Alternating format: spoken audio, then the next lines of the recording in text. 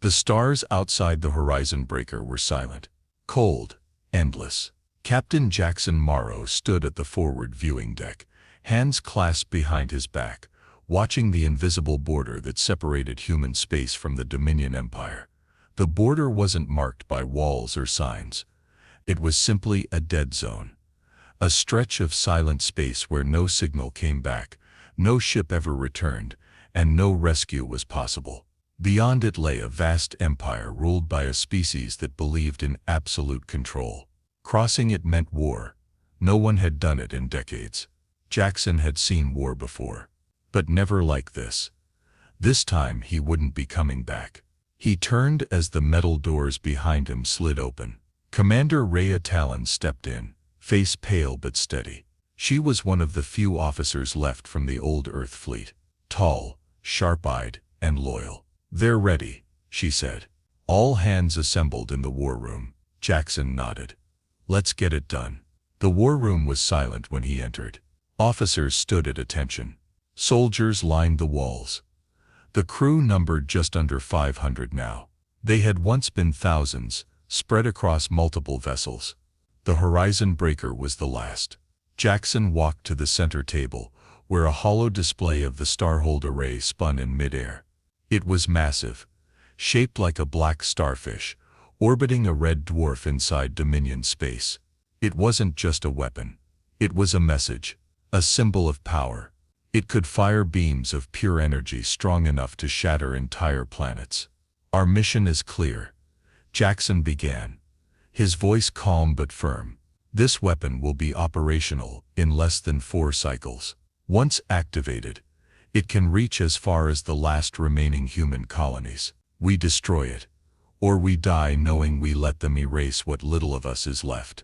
A murmur passed through the room. Some stared at the floor. Others clenched their fists. "This is a one-way mission," Jackson continued. "We do not expect reinforcements. We do not expect rescue. But if we succeed, we will have stopped the Empire's deadliest weapon. And maybe, just maybe, we light a fire that others will follow." A technician raised his hand. "Sir, what if the mission fails?" Jackson looked at him without blinking. "Then we make sure they never forget who we were." There was silence. Then Commander Talon stepped forward. "Engineering is ready. Weapons loaded. Engines aligned for the jump." Jackson turned back to the crew. "I'm not going to lie to you. Some of you may not believe in this mission. Some may think this is madness. But understand this. There's nowhere left to run. We either stand now or vanish in the dark." He looked around the room, meeting the eyes of each officer. "If anyone wishes to leave, speak now." No one moved, not even a whisper. Jackson nodded once. "To your stations." On the bridge, everything was in motion. The lights dimmed, shields activated, targeting systems powered up. The warship groaned softly, as if it knew what was coming. Jackson took the command seat. He tapped a button on the armrest. A red triangle blinked onto the screen. Dominion border proximity. 0.4 light minutes. "Navigator," he said. "Set course for jump coordinates."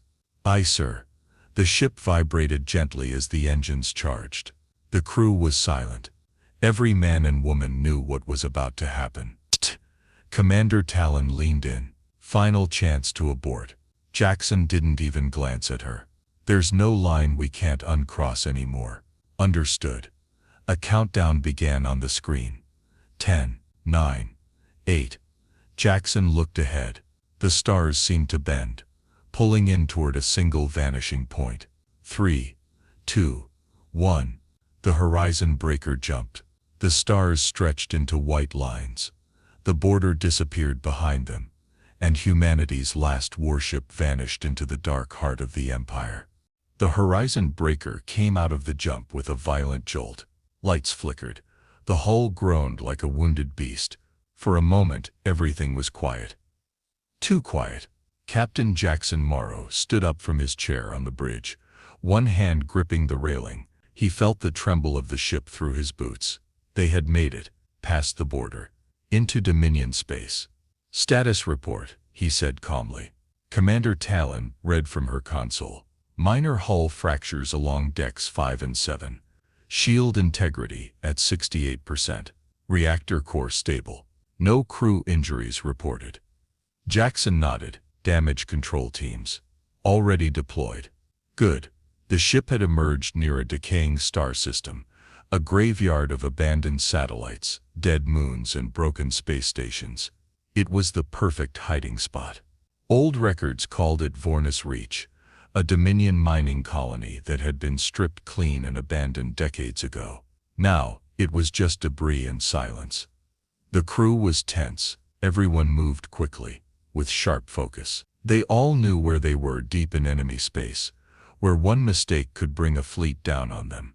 In the lower decks, Chief Engineer Malik was working to repair a cracked coolant line. Sparks flew as his team sealed the breach. "This old girl can take a hit," Malik muttered, wiping sweat from his forehead. "But I swear, one more blind jump and she'll fall apart in our hands." Nearby, Lieutenant Arlen, a young systems officer, watched the readings with a worried frown. "You really think we're going to make it to the array?" Malik looked at him. "That depends." "On what?" "On how much we're willing to lose to get there." Jackson walked the halls of the ship later that cycle. He needed to see it for himself, the faces of the crew, the stress in their eyes, the weight they carried. Most of them were young, too young, raised in orbiting stations or refugee colonies, or military ships like this one. They had never seen Earth. Only pictures, only stories. He stopped at the memorial wall. It was a small section of corridor where names had been engraved into metal strips, names of those who had died in past missions. There were many, too many. His own brother's name was there. Tyrion Morrow, killed in action. 3118 Operation Icefall. Jackson placed a hand on the strip, then walked away in silence. Hours later, the command team gathered in the Situation Room. A hologram flickered to life, showing the Starhold array and its surrounding defenses. To reach it, they would need to pass through a Dominion relay station just a few systems ahead. That relay controlled all communications in the sector. "If we try to sneak past it," Talon said, "they'll spot us. If we destroy it, they'll know we're here. Then we disable it quietly," Jackson replied. "We take a team, go in with stealth suits, and shut it down from the inside." Lieutenant Arlen frowned. "Sir, that station's manned with Dominion commandos." "I know," Jackson said. "That's why I'm going." The room went still. Talon stepped forward. "You shouldn't lead the strike, Jackson." "I have to. They need to see I'm willing to risk the same as them." After a moment, she gave a short nod. "Then I'm going with you." The stealth ship launched under the cover of drifting debris. Small and silent, it slid through the void, hidden from scanners. Inside, Jackson, Talon, and 6 others prepared their gear. Pulse rifles, EMP charges, comm silencers. They docked at the underside of the relay station, where a forgotten maintenance port offered access. Inside, the Dominion soldiers moved in strict formation, cold, machine-like, unaware. The human team moved through the shadows, disabling systems, avoiding patrols. But near the central core, things went wrong. A sensor drone blinked to life. It spotted movement. Alarms triggered. Gunfire broke the silence. The fight was fast and brutal. One of the crew, Private Lynn, was hit. She dropped with a cry, clutching her side. Jackson grabbed her, dragging her behind cover while Talon laid down fire. "Keep going," Lynn shouted. "Blow the core." Jackson hesitated, but he knew she was right. They pushed forward. Talon planted the charges. The team escaped just as the explosives blew, frying the station's comm systems without destroying the whole structure. They returned to the horizon breaker bloodied, shaken but alive, except for Lynn. Her body was brought back in silence. Later, in the med bay, Jackson stood by her sealed pod. "She was only 23, Talon said quietly. "Born on the Merrick Ring, never saw a sky." Jackson stared at the metal coffin. "She'll be remembered. But we keep going. We have to." He turned and walked out, the pain buried behind his eyes. Far away, On the Dominion capital ship Vaskarath, Regent Vorik stood before a massive screen, watching the data feed. Unknown vessel, one of his aides reported. Stealth class, human signature. Breached our relay network at Vornis Reach. Vorik's face remained still, cold. Send the command fleet. Activate the Starhold array. Prepare for escalation. The aide hesitated. But sir, it could provoke. Vorik cut him off. This isn't provocation, it's extermination. And back in the dark, drifting among ruined moons, the Horizon Breaker adjusted course. The shadows of the Empire were closing in. The stars beyond the viewport of the Horizon Breaker shimmered like distant fires, calm and unmoving. But inside the ship, tension simmered. Every system was strained. Every eye watched the monitors for the first sign of pursuit. They didn't have to wait long. On the bridge, Captain Jackson Morrow stared at the tactical display. Red markers had begun to appear, slow at first then faster. Enemy vessels, not patrol ships, not scouts. These were full Dominion warcruisers. They found us, Commander Talon said. Her voice even, but her jaw tight. Jackson didn't speak for a moment. He studied the data. 3 cruisers, advancing in a tight wedge. Behind them a carrier-class ship. The Dominion wasn't just reacting, they were hunting. They're not looking to stop us, Jackson finally said. They're looking to wipe us out. Talon nodded grimly. Then we stay one step ahead. In the strategy room, the senior officers gathered quickly. Jackson stood at the head of the table. A rotating map of nearby systems hovered in the air. We can't outrun them forever, he began. We need to disappear. There's an asteroid belt, 2 systems ahead. Dense, unscanned, old. We slip inside, mask our energy, and lay low until they pass. Lieutenant Arlen spoke up, hesitant. Sir, we'll lose time. The longer we wait, the more likely they'll activate the Starhold array. Jackson nodded. And if they catch us now, the mission ends in ashes. He looked at each officer. This isn't a retreat, it's a trap. We're going to use that belt to lose them, and then we hit back. The asteroid belt was ancient, a swirling sea of broken rock orbiting a dying star. The Horizon Breaker entered slowly, shields raised to deflect the smaller debris. The ship drifted into the thickest part, running cold. No emissions, no comms, no lights. Inside, the crew moved carefully. They whispered in corridors. Tension was thick. Everyone knew the Empire's eyes were out there, scanning. Jackson visited the ship's lower quarters, where some of the younger crew sat in silence. He walked through without saying much, but his presence mattered. They straightened. They nodded. Even without words, they knew he carried the same fear, the same weight. In the med bay, the wounded from the relay station mission were still recovering. One of them, Sergeant Vale, waved him over. Captain, he said through a cracked smile. Still breathing. You better be, Jackson replied. We'll need every fighter soon. Vale grinned weakly. Make it count, sir. Jackson nodded. We will. A day passed, then 2. The Dominion fleet swept the region like wolves.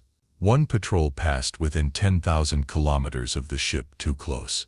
Inside the bridge, nobody moved as the enemy signals passed by. Jackson watched the screen, heart steady, eyes locked. When the signals finally turned and vanished, he exhaled. Set a new course, he said. To the back gate of the Starhold system. Quietly, but the delay had cost them. Hours later, as the Horizon Breaker powered up and prepared to exit the belt, an alert screamed across the ship. Multiple enemy signatures. Fast, closing in from 2 angles. Incoming fire, someone shouted. The first blast hit near the stern. Shields flared. The ship rocked. Jackson gripped the arm of his chair. All hands battle stations. The skirmish was sharp and brutal. 3 enemy interceptors had found them. Smaller than cruisers but fast and deadly. They zipped through the rocks, firing plasma bursts. The Horizon Breaker returned fire with rail cannons and missile turrets.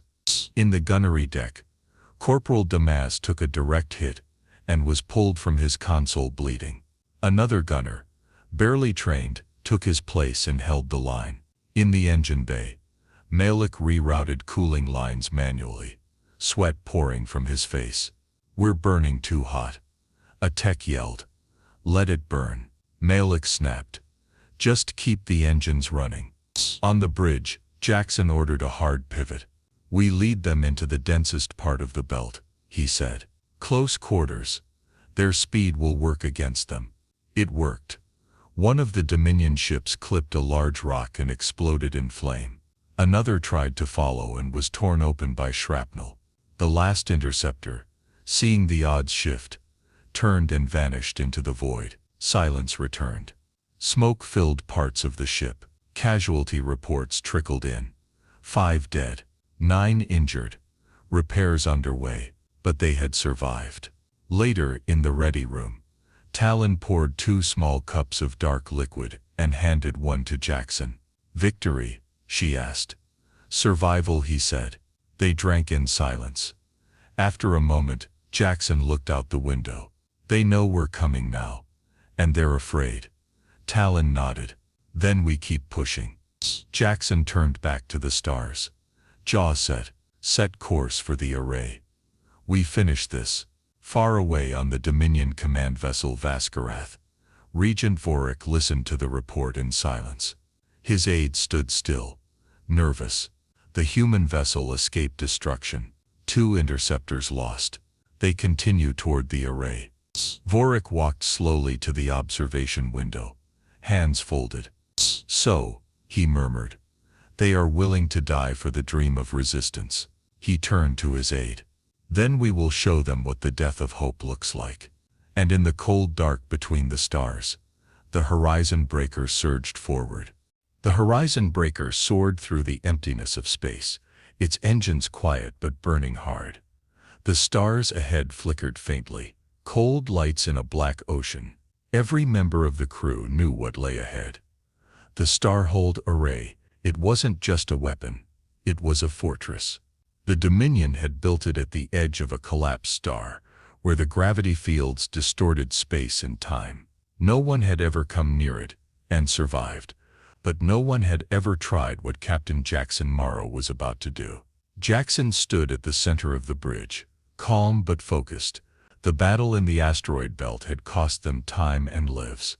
But it had also taught him something. The Dominion was powerful. Yes, but not perfect. They made mistakes. They underestimated fear. They misunderstood hope. "Report," he said. Commander Talon checked her display. "We're 12 hours from the target. Long-range sensors show a small defensive ring. 4 escort ships, a minefield and the station's central cannon. Can we sneak past it?" "Not a chance. They're ready for us." Jackson nodded. "Then we go through it." In the war room, the senior crew gathered one last time. The holomap displayed the array, glowing like a spider in a web of defenses. Rotating around it were drones, satellites and Dominion destroyers. But there was one weak point, an old maintenance tunnel on the station's underside. It hadn't been used in years, probably forgotten. "We strike hard, fast, and focused," Jackson said. "We take a boarding team, enter through the underbelly, plant explosives in the core, and blow the entire station from within." Silence filled the room. Lieutenant Arlen finally asked, "And the Horizon Breaker?" "She'll provide cover from the outside. Once we're in, they'll draw fire." Talon frowned. "That's a suicide run, Jackson. You know that." He looked her in the eyes. "I'm counting on it. It's the only way to give us time." Preparation began immediately. In the hangar, soldiers loaded weapons, explosives and rations. Engineers fitted stealth gear to the drop shuttle. Jackson personally inspected every detail. In the sleeping quarters, some of the younger crew sat together. They wrote last messages. Some prayed. Others sat in silence, staring at the floor. No one talked about what came after. In the engine room, Malik gave orders to push the drive coils to maximum. The Horizon Breaker would fight, even if she had to burn herself to the core. "She'll hold," he said. "She always does." 12 hours later, the ship reached visual range. The Starhold Array appeared like a black crown orbiting a dying star. Spikes of metal stretched outward. At its center glowed the pulse core, a massive sphere of blue energy. That core powered the weapon, capable of turning entire planets to ash. Jackson stood at the viewport, watching the target. "This is it," he said. Talon stepped beside him. "Time to light the fire." The horizon breaker surged forward, guns blazing, missiles streaked into space. The Dominion defenses responded instantly. Laser beams and plasma bolts filled the dark. The ship shook under the assault. Alarms blared. Bulkheads strained. "Hold the line," Jackson shouted. "Give us 5 minutes." The boarding shuttle launched, Jackson, Talon, and 6 others inside. As they dropped, the shuttle weaved through chaos, dodging fire, debris and dying drones. They flew low, almost scraping the station's hull. Landing in 10 seconds. The pilot shouted. "Lock and load," Jackson said. The shuttle latched onto the underbelly. The hatch blew open, and the team entered the maintenance tunnel. Inside, it was dark and cramped. Cold air hissed from ancient vents. They moved quickly, planting charges, disabling cameras, staying off internal sensors. But they weren't alone. Dominion soldiers were already inside the core chamber. Black-armored, cold-eyed, efficient. The humans burst in, rifles blazing. The firefight was brutal. Sparks flew, bullets tore through metal. Screams echoed. One crew member, Lieutenant Halvran, was hit. He died instantly. Another, Sergeant Vale, was wounded but kept firing. "Plant the last charge," Jackson shouted. Talon ran to the core wall, placed the explosive, and armed it. Detonation in 90 seconds. Back on the horizon breaker, the ship was barely holding together. Hull breaches, fires, shield failure. Dominion cruisers circled like sharks. Mullock called from engineering, coughing through smoke. "Captain, we've got 30 seconds of power left before we lose the main core." Inside the array, the team retreated down the tunnel, dragging the wounded. Explosions chased them as Dominion soldiers pursued. Jackson turned at the hatch. He tossed a final charge, sealing the tunnel in fire. They reached the shuttle. Engines screamed. It launched away from the station, climbing through the madness. Behind them, the horizon breaker turned one final time. Jackson's voice came through the comms. "This is Captain Morrow. All charges planted. The mission is complete. May humanity rise from the ashes." And with that, the horizon breaker plunged into the array. The ship's core detonated. Light swallowed the station. The explosion rippled through space like a supernova. The Starhold array was gone. The shuttle drifted in silence. Talon sat beside Jackson, blood on her shoulder. Smoke filled the cabin. Behind them, only debris. "He did it," she whispered. Jackson nodded. "We did it." They looked back one last time, and in the silence of space they saw only the fading glow of a broken empire. Silence followed the explosion. Where the Starhold array had once orbited the collapsed star, there was now only drifting debris and vapor trails. The most powerful weapon in the Dominion Empire was gone, reduced to shattered metal and fading fire. Inside the escape shuttle, Captain Jackson Morrow sat motionless, staring out the viewport. His face was calm, but his eyes were tired, deeply tired. The shuttle floated just beyond the edge of the blast radius. Systems were damaged. Hull integrity was low. Half the lights were dead, but it was still flying. Commander Talon leaned forward, checking the comms panel. "Still jammed. We'll need to jump to clear range before we can send a signal." Jackson gave a slight nod. He turned and looked around the shuttle. 4 crew members remained. Of the 8 who had entered the station, only 5 had made it out. Sergeant Vale was breathing heavily, clutching a wound in his side. "Was it worth it?" he asked through clenched teeth. "One ship, one target." Jackson didn't answer right away. He glanced back at the emptiness outside the viewport. "That target was the heart of their fear machine," he finally said. "We didn't just destroy a weapon. We broke the lie that they were untouchable." Back at the edge of the system, far beyond the shuttle's location, the Dominion command vessel Vaskarath hovered like a metal mountain in orbit. Inside its cold halls, Regent Vorik stood before a wide glass panel, hands behind his back. Below him, Dominion officers scrambled across the command deck. None dared approach him. A report scrolled silently across the screen beside him. Starhold Array destroyed survivors, unconfirmed Horizon Breaker. Terminated in blast. Vorik stared for a long moment. His face remained still. A general stepped forward cautiously. Orders, Regent. Vorik did not turn his head. Begin full sector lockdown. Increase patrols at all borders. Silence all transmissions. Yes, Regent. The general turned to leave. Wait, Vorik said. The man froze. Send a message to the outer worlds. Tell them the weapon was decommissioned, for safety reasons. Tell them humanity never reached it. The general hesitated. But Regent, many already know. Witnesses. They will believe what we tell them, Vorik said coldly. They always do. Until now. In the shuttle, Talon finally got the transmitter online. Static filled the cabin. Trying to boost signal, she said. If anyone's out there, they'll hear us. Jackson looked toward her. Say it. Talon nodded. She opened a channel and spoke clearly. This is Commander Talon of the Horizon Breaker. Mission successful. Starhold Array destroyed. Survivors en route. Humanity lives. She paused, then added, we are not finished. The message repeated on a loop. Hours passed as the shuttle drifted through the void. Jackson sat alone in the rear compartment. In his hand was a small old photograph, worn, folded at the corners. It showed a family on a green hillside. Earth. Years ago. He hadn't looked at it in a long time. Talon found him there. She sat beside him, but said nothing for a while. They'll come after us now, she said softly. The Empire won't let this go. I know, Jackson replied. But you'd do it again. He didn't answer. She smiled faintly.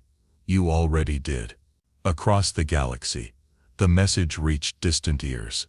In hidden colonies, resistance cells, smuggler fleets, and refugee ships, people listened to the broken voice of Commander Talon as the signal bounced through old relay networks. Humanity lives. We are not finished. It sparked something. Not rebellion yet, not war, but something deeper, possibility, hope. And somewhere far away, on a mining moon beneath a gray sky, a young boy watched the stars. He pointed at one faint flickering light. Dad, he whispered, look, that one's moving. His father looked up. That's not a star. That's a ship. The boy's eyes lit up. Ours? The man nodded slowly. Maybe it's the first of many. Inside the shuttle, Jackson returned to the front and took the pilot's seat. Talon looked at him. Where to now? He pressed a few keys, setting a course toward neutral space. We find others, he said, and we build something worth the cost. As the engines hummed to life, and the stars began to shift, no one spoke. The silence wasn't fear anymore. It was purpose. The shuttle glided silently through open space, wounded but alive. Its hull was scarred, blackened by the explosion that had destroyed the Starhold Array. Systems flickered, some failing, others barely holding. Inside, 5 survivors sat in silence, carried by fading engines toward the edge of the Dominion's reach. Captain Jackson Morrow sat at the front, hands steady on the controls. The galaxy beyond the glass was vast and dark, but no longer empty. He knew something had changed. Behind him, Commander Talon checked the signal console.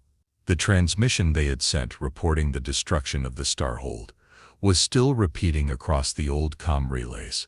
No answer had come yet, but that didn't matter. They hadn't sent it to be answered. They had sent it so no one would forget. In the rear section of the shuttle, Sergeant Vale lay against the bulkhead, a medical patch pressed to his side.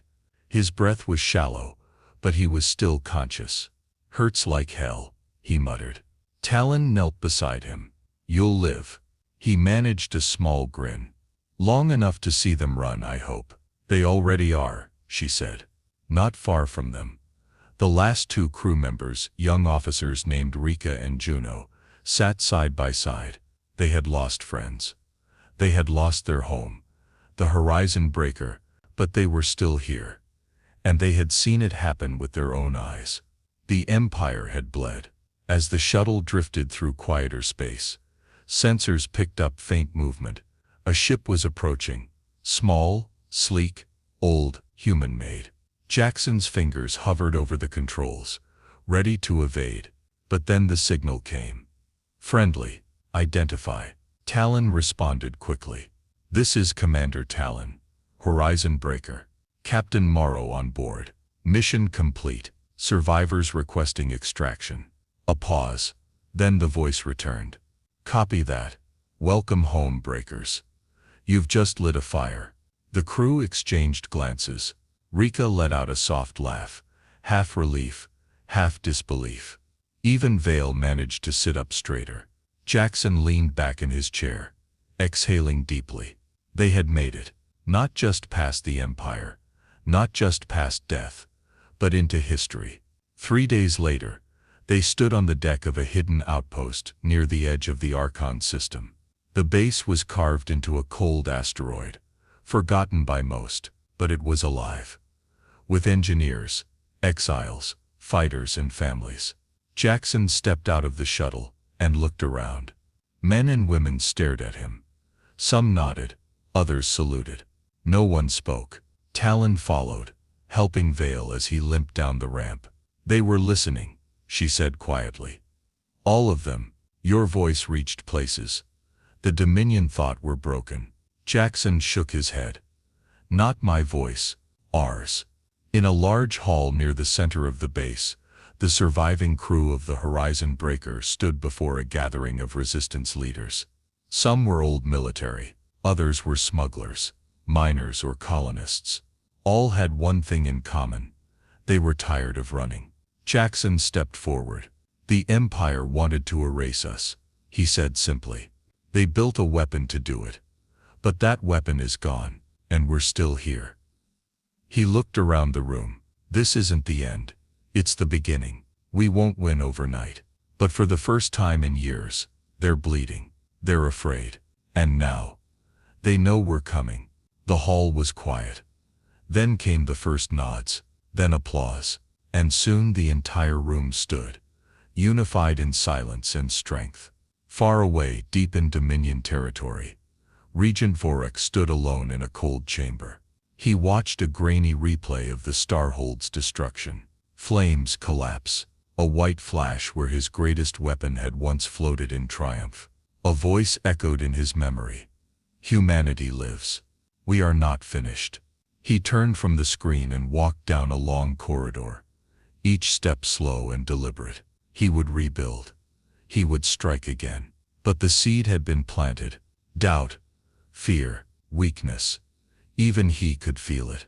On the outpost, as Jackson prepared to rest for the first time in days, Talon met him outside the crew quarters. You still believe it was worth it? She asked. He didn't answer immediately. Instead, he looked up at the stars. One ship, one crew, one chance, and we did it. She smiled. What now? We train, we build, we lead. Not just a rebellion, something better. He looked at her, his voice steady. We fight, and this time we finish what we started. 2. Later that night, Jackson sat alone in a quiet chamber, staring at the nameplates of those who had been lost.